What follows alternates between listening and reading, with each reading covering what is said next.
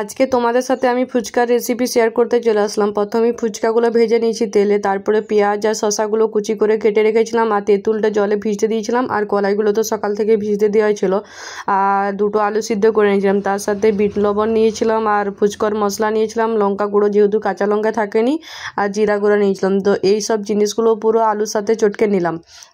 সব মানে একসাথে দেবে, ফুচকার আলুতে সব কিছু মেখে নিলেই বেশি টেস্ট আসে। তো এগুলো সব কিছু একসাথে মেখে নিলাম, কলাইগুলো আর পেঁয়াজ শসা সব কিছু একসাথে মেখে নিলাম। আর তোমরা যারা বাইরে সবসময় ফুচকা খেতে যেতে পারো না, বা হয়তো টাইম হয় না, বা হয়তো সবসময় বাড়ির পাশে থাকেও না, তো তোমরা এগুলো বাড়িতে বানিয়ে দেবে। আর এই ফুচকাগুলো দেখবে দোকানে কিনতে পাওয়া যায়, যেগুলো রেডিমেড ফুচকা। যেগুলো ঘরে বানায় সেগুলো হয়তো আলাদা আটা বা সুজি দিয়ে বানাতে হয়, তো সেটা নয়। এই ফুচকাটা হচ্ছে নর্মালি প্যাকেটে কিনতে পাওয়া যায়। তো এগুলো জাস্ট তেলে ভেজে নিলেই হবে। তো আমি ভালো করে আলুটা চটকে নিলাম, তারপরে তো তেঁতুলটাকে চটকে নিচ্ছিলাম, কারণ তেঁতুলে ভিজতে দিয়েছিল, সেটাতে নুন, বিট লবণ আর হচ্ছে কি যে ধনা গুঁড়ো দিয়ে দিয়েছিলাম। কাঁচা লঙ্কা আর লেবু থাকলে ভালো হতো, কারণ কাঁচা লঙ্কা আর লেবুটা আমাদের বাড়িতে আনা থাকেনি, তো সেটার জন্য এই দুটো জিনিস দিতে পারিনি।